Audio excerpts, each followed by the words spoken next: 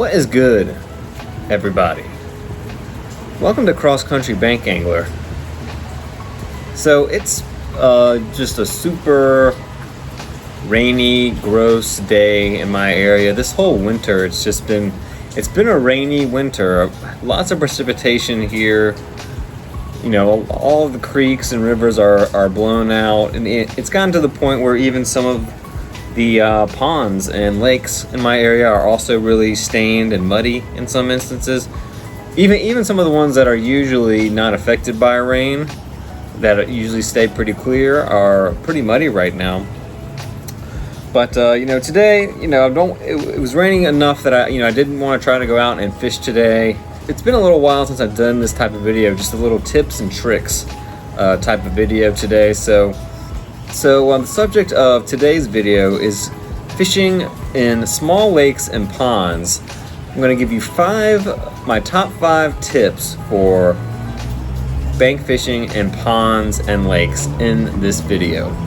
This channel, it's a bank fishing channel, and I do a lot of wading and a lot of creek fishing and river wading, river fishing, but ponds, that's really where I kind of got my start.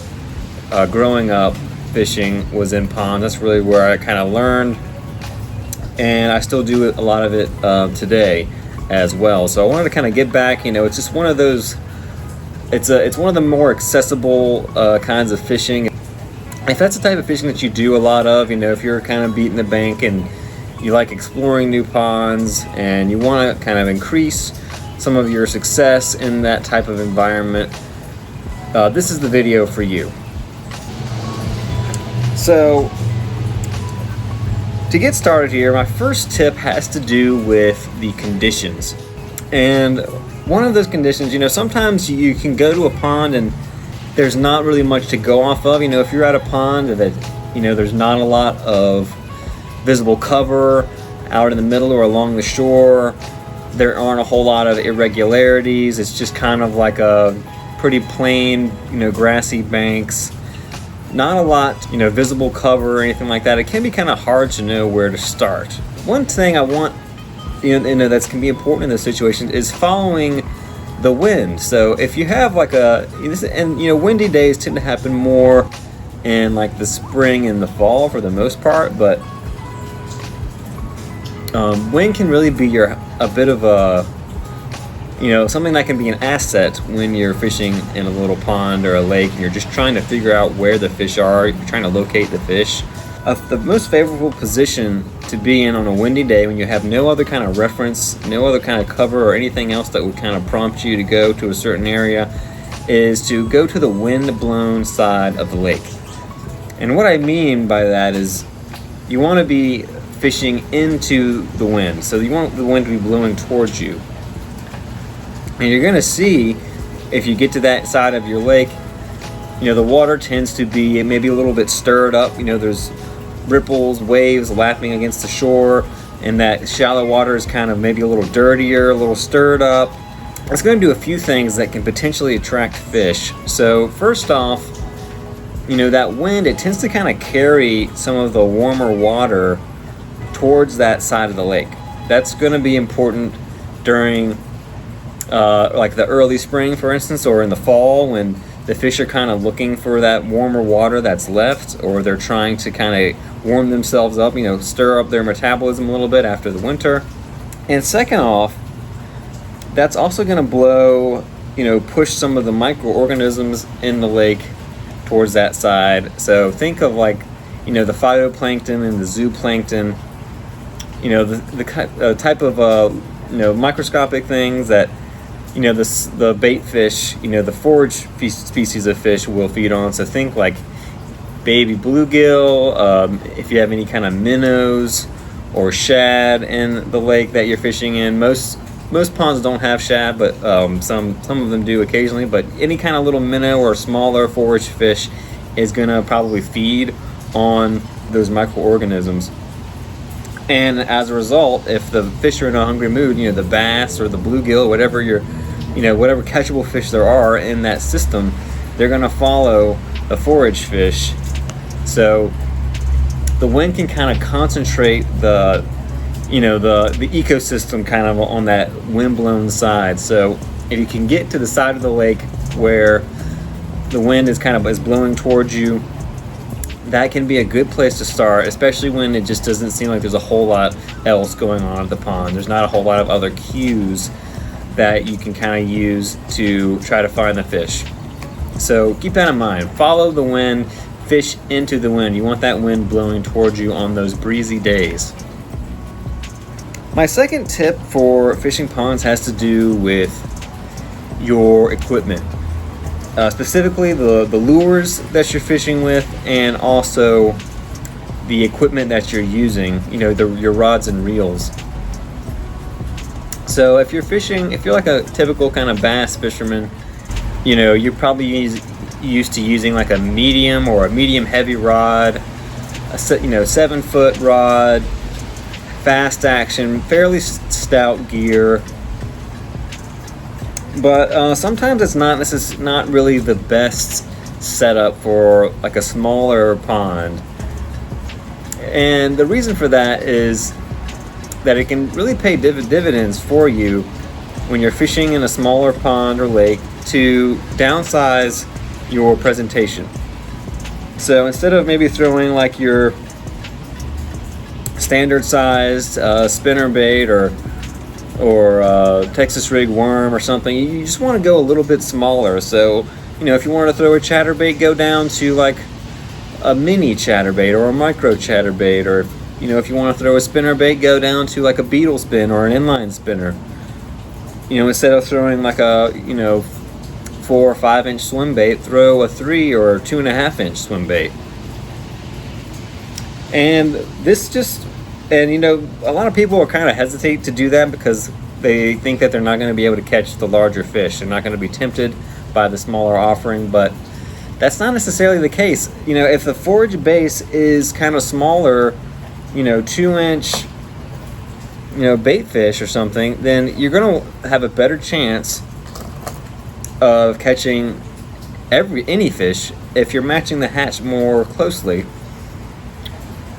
Even in those small, the forage just tends to be smaller in smaller bodies of water. In my lakes, often the forage is very small, like 1 or 2 inch, like mosquito fish, top minnows. And then of course, there's bluegill as well, which are going to be larger, and those are more likely to feed the biggest fish in the lake. But I've had those days fishing, a smaller lake where I've been, maybe I was throwing a standard size spinner bait, and I caught some good fish on it, but then the bite suddenly sort of slowed down, and then I switched to the beetle spin, the smaller one, and caught the biggest fish of the day. So keep that in mind. Be willing to downsize your gear, downsize your lures when you're fishing in a downsized environment, right? A smaller lake or a pond. The other thing here also, has to do with the colors. I tend to go towards, maybe away from some of the typical sort of shad patterns or minnow patterns, and go for, more, if I'm getting a metallic finish, like more of a gold, like this little jerk bait. I also like, a lot of black or chartreuse and a lot of my baits, and this goes for soft plastics, hard baits, and anything in between. I also really like this combination, some black and chartreuse and green or orange, that kind of fire tiger combination. I find that just, a lot of times the forage is going to be bluegill, and I find that those colors tend to imitate a bluegill better, especially if your water has a little bit of stain to it. Those brighter, more contrasting colors are going to work a little bit better for you. But there can be exceptions where I will try some more minnow or bait fish, silvery patterns if the water is particularly clear, for instance. But around me, most of the lakes have a decent bit of stain to them, foot and a half of visibility, maybe 2 feet. That's sort of the average. The next tip here is one that I learned as a kid. My dad taught me this growing up, and it really does hold true for the most part. And this has to do with your casting. So, when you're bank fishing in general, a good idea to cover the water is to fan cast. So what I'm saying when I say fan cast is, imagine yourself, you're standing on the edge of the lake and you're looking out into the middle of the lake. And fan casting just means that you're going to be covering a kind of a 180 degree angle in front of you with your cast. So you make one out this way, out to the middle, and then back, sort of paralleling the bank. But the main tip here is those parallel casts to the bank, or maybe some casts kind of at like a 45 degree angle from the bank. And this is something my dad would always say, is to try to parallel the bank. And the idea is that you're actually going to have a better chance of presenting your lure to a larger number of fish that way. And I think it's a beginner mistake is to just sort of cast down the middle a whole lot with the thinking that the fish are going to be out there in the middle where the water is presumably deeper. But most ponds, they tend to sort of have, you've got your shoreline. Imagine your shoreline here, and then a few feet out from that shoreline, there's a point where there's a depth change, a little bit of a drop off in a lot of your lakes, and that's a place where bass and other fish, other predatory fish that are looking to feed will hang out, especially if there isn't a whole lot of other structure or cover for them to relate to. They will sit on that drop off and wait for forage fish, prey, to swim off of the shallow edge of that shallower water, and they will come up and ambush the prey as they're swimming over that drop off. That's a risky area for a bait fish just swimming around, is that drop off. So if you're retrieving your bait parallel to the shoreline, you're kind of reeling it over that drop off, that transition in depth, and more fish are just going to be using that drop off as a potential point to attack their prey. So good tip from my dad, and I think it really does hold true in ponds. So when you're doing your fan cast, just spend a little more time doing those parallel casts. The next tip here is to just take your time looking for little irregularities in your lake. Sometimes these are really obvious things. One of the most basic tips that you can give a fisherman, especially for like bass or predators, is to cast to the cover, right?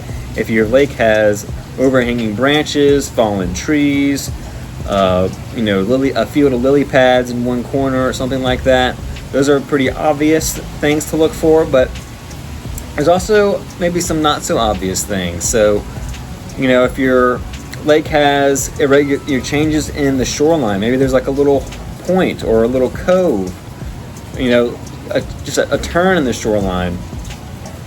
Other things to look for would be like a culvert or a place where water could be is discharging into the lake. Any kind of moving water, that's something to be aware of. Maybe there's a place on the bank, you have kind of a pretty plain looking stretch of bank, but there's like a little area where maybe it sticks out just a little bit more, and there's like a bit more vegetation along that part of the bank, some bushes or something like that. That's all it takes to attract a bass. The bass, if they find something like that they can kind of use as cover, or that they feel a little safer around, even if it's in only a foot or two of water, they'll stay there right off of the bank, a foot or two off the bank, and use that to ambush. These pond fish are a little more used to taking stuff, taking prey, from the shore, stuff that falls into the water, insects, frogs, snakes, things that are just kind of wander into the water, little rodents and things like that maybe kind of lose their way and make their way into the edge of the water. So look for things like that. Another good place to cast too, if you maybe you have a hilly side of a pond or some trees along the edge that are casting a shadow over a significant portion of the water, later or earlier in the day when you have a lot of, the sun is at that low angle and is putting a lot of shade out onto the water. That's another good place to make a few casts, especially in the summer when the fish are looking for that cooler water. That shaded water is going to be a little more comfortable to them. And that's also another example of a place where a bass or another predator fish could ambush from. That darker water, the little less visibility, they can still use that to their advantage to attack their prey. So always look for shade lines as well. Even in the middle of winter, bass will still use that when they want to feed. All right, so the final tip here has to do with covering water, and this is another kind of basic tip, but it's especially important in a pond. I think if you can fish around the entire perimeter of the lake, for example, it's a good idea to go ahead and try to do that if that's like a feasible thing. Fish fast, start off fishing fast, go with a moving bait, and if you can try to make a circle around the pond or around a significant portion of it before you start kind of changing your strategy, because sometimes you can just eliminate a lot of water that way and find the fish more quickly, because the fish can be concentrated in just a couple of different areas, even in a small lake like this. So that's another thing to keep in mind, is to just try to be thorough and don't leave any areas sort of unturned if you can help it, if you have the time. I know this is a little bit of a different video. I haven't done one of these tip videos in a while, but I hope you learned something from this. I always try to hit a few ponds in the spring. The fishing in little lakes and ponds can be really good in the spring. So I know I'm going to be following some of these tips when I go out. So I hope you learned something from this. A lot of these are pretty fundamental, beginner-friendly tips. If you've been out fishing a lot, you probably know most of these, but these are for these tips are for the beginners out there. I just want to get a little more confidence when they're out there fishing at their local pond or small lake. So if you like this type of video, you should definitely subscribe to the channel. We've got weekly bank fishing videos at Cross Country Bank Angler. With that being said, thanks for watching, and I hope to see you next time. Peace.